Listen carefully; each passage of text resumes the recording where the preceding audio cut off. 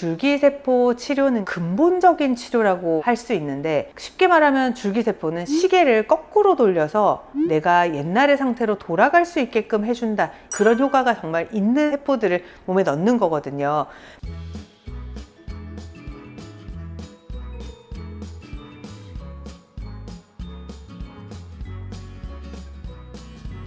네, 안녕하세요. 건강지킴이 건강수사반장 전지혜입니다. 이게 줄기세포 하면요, 굉장히 쉽게 생각하면 굉장히 쉽고, 어렵게 말하자면은 막 논문까지 뒤지면서 막 의학용어로 어렵게 말해야 되거든요. 근데 저는 오늘 유튜브에서 최대한 줄기세포를 모르시는 분들도 이 방송을 보시고 나면 줄기세포가 그냥 그런 거였구나, 대충 감 잡으실 정도로 편안하게 말씀을 드리도록 하겠습니다. 우리 몸은 결국 다 세포로 이루어져 있잖아요. 손에 있는 피부세포, 심장에는 심장의 근육세포가 있을 거고, 눈에는 세포가 있을 거고, 머리카락도 세포죠.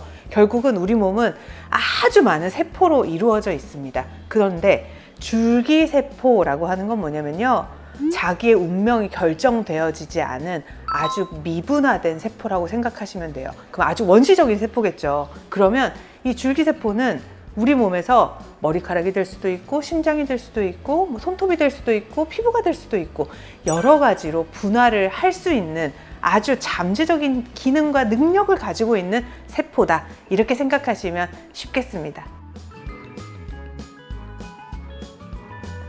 우리나라에서 허가를 한 것도 있고 안 한 것도 있고, 이제 다양하게 지금 이제 막 우리가 격변기를 겪고 있다고 저는 생각을 하거든요. 지금 현재 우리나라에서는요, 퇴행성 무릎 관절염이라든지 아니면 심근경색을 앓고 있는 심장의 혈관들을 재생하는 데에서 이 줄기세포를 정말 활용하고 있습니다. 그리고 이제 넓게는 사람들이 줄기세포 하면 뭐까지 생각하냐면 안티에이징, 젊어진다, 이런 것까지 생각을 하게 되는 거죠.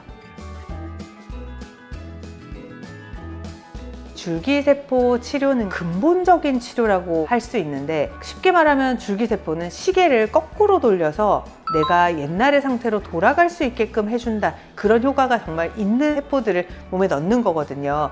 만약에 줄기세포가 우리 정맥 속으로 들어가면 호밍 이펙트라 그래가지고 저절로 그 세포가 우리 몸에 손상된 곳으로 찾아갑니다. 그래서 그곳을 재생하고 복구하는 능력이 있는 게 바로 줄기세포거든요. 옛날에는 우리가 주름살이 막 있었어요. 그러면 주름살을 어떻게 했냐면, 주름살 있는 부분을 다 뜯어내고 얼굴을 이렇게 올리고 머리를 끄집어 올리고 막 이런 거상 수술을 했어요. 그러다가 이 줄기세포나 피부를 재생하고 콜라겐을 합성한다, 엘라스틴을 합성한다, 이런 것들이 나오면서 이 주름에 대한 개념이 어떻게 바뀌었냐면, 내 피부를 더 젊게 만들고 더 탄력 있게 만들고 더 젊어지는 방향으로 가게 해서 아예 주름을 생기지 한번 않게 만들어 볼까, 이렇게 바뀐 거예요. 그래서 치료의 개념도요, 결국은 우리가 어디가 아프고 다치고 이러면 그걸 수술하고 치료하고 이런 방법들이 아니라, 아예 시계를 거꾸로 돌려서 무릎 관절염 같으면 아주 젊어졌던 명골의 상태로 돌아가게끔 하는 아주 근본적인 치료를 할 수 있다는 점에서 이 줄기세포가 굉장히 각광을 받고 있는 거죠. 하지만 여기서 주의하실 점은, 이제 줄기세포도 자기 면역에 대한 거부 반응도 생길 수가 있고, 암세포도 같이 분화시키기 때문에 반드시 암이 배제돼야 된다, 이런 단서들이 좀 있어요. 그래서 조금 더 깊게 들어가자면, 줄기세포 치료는 아무나 할 수 있고 모두가 할 수 있고 어떻게든 할 수 있고 이런 치료는 아닙니다. 아주 간단하게 결론 내려드리면, 아직 국내에서는 줄기세포를 배양하고 이런 것들이 모두가 합법으로 다 풀려고 모두가 다 할 수 있고 이런 게 아니거든요. 그런데 일본이나 태국, 대만 이런 나라들은 더 일찌감치 그 법적인 제도를 조금 더 완화해 줬어요. 그래서 줄기세포가 사실 종류가 여러 가지가 있거든요. 지금 제일 안전하게 이제 치료를 하고 있는 것들은 뭐냐면, 성체 줄기세포, 우리 몸에 다 분화된 세포들 안에 있는 줄기세포들을 채취해서 그것들을 배양하는 거거든요. 그러면 그 조직 중에서 어디에 줄기세포가 많냐, 이런 게 이슈일 거잖아요. 그래서 사람들이 처음에는 골수에서도 뽑아보고 혈액에서도 뽑아보고 지금은 지방에서도 뽑아봤는데, 현재까지는 지방에서 줄기세포를 뽑아서 배양을 했더니 그 배양의 증폭량이 굉장히 어마어마한 거예요. 그래서 지금 현재 사실 이제 일본에서 지방을 채취해서 배양을 한 다음에 다시 그걸 혈액으로 맞는 것들이 이제 우리나라에서는 아직 안 되는데 일본에서 법적인 제도가 풀려 있기 때문에 환자분들이 그걸 맞으러 많이 가시는 거고요. 이제 우리나라는 치료 목적으로 그런 줄기세포들을 배양한 것들을 뭐 무릎이라든지 심장이라든지 이렇게 나오는 상용화된 제품들도 있고 그렇게 하는 시술들을 점점 이제 나라에서 풀어주고 있기 때문에 앞으로도 우리나라 줄기세포 시장은 더 커질 수 있을 거라고 생각하고 굉장히 밝을 걸로 생각합니다. 줄기세포가 아까 말씀드렸던 것처럼 미분화 세포이기 때문에 그 어떤 세포로라도 갈 수 있다.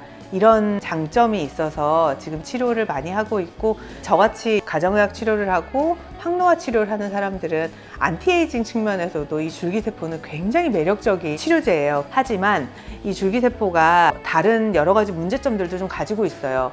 배아줄기세포는 배아에서 채취를 하는 거기 때문에 부시고 그걸 파괴해야 되기 때문에 생명 윤리적인 논란이 있었단 말이에요. 그래서 그거를 극복하기 위해서 일본에서 역분화 줄기세포라는 걸 또 개발했어요. 다 자란 세포에서 다시 거꾸로 돌아간 다음에 역으로 돌아가게 한 다음에 다시 키우는 거예요. 이렇게 역분화를 시켜서 다시 재생을 시키면 우리가 원하는 것만 재생이 되는 게 아니라 원치 않는 것들, 나쁜 염증세포라든지 암세포라든지 이런 것들도 같이 자라는 거예요. 그러니까 아직 줄기세포의 이 세계 속에는 아직 풀어야 할 과제들이 조금 더 남아있는 현실인 것 같거든요. 줄기세포 미래를 단정적으로 말하자고 하면 굉장히 밝다라고 생각을 하고 있고, 하지만 줄기세포 치료는 우리가 영화에서 보거나 다른 데서 보는 것처럼 이런 윤리적인 이슈들을 언제나 항상 늘 가지고 있을 거예요. 그래서 그런 점들이 늘 부닥칠 때 우리가 현명하게 대처해서 가이드라인을 잘 만들어가는 게 숙제일 것 같고요. 그런 걸 가이드라인 만들어가기 위해서 지금 우리나라에도 첨단재생 의료에 대한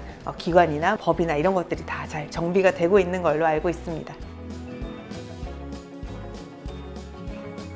저희가 항노화 센터를 이제 안티에이징 센터라 그래가지고 저희가 야심차게 준비를 하고 있고 한 단계 한 단계 밟아 나가고 있거든요. 그래서 이 줄기세포 치료도 도입이 될 것 같고, 뭐 예를 들면 줄기세포 치료와 일맥상통하는 여러 가지 이제 안티에이징에 대한 시술들이 있거든요. 킬레이션이라든지 아니면 NK세포라든지 사이토카인들을 이용한 여러 가지 치료들도 우리나라에서 이제 법적으로 다 제재가 좀 완화가 되고 하면은 그런 것들을 적극적으로 도입하려고 사실은 지금 열심히 공부를 하고 있습니다. 기대해 주세요. 오늘 말씀이 도움이 되셨다면 좋아요, 구독, 알림 설정 부탁드립니다. 감사합니다.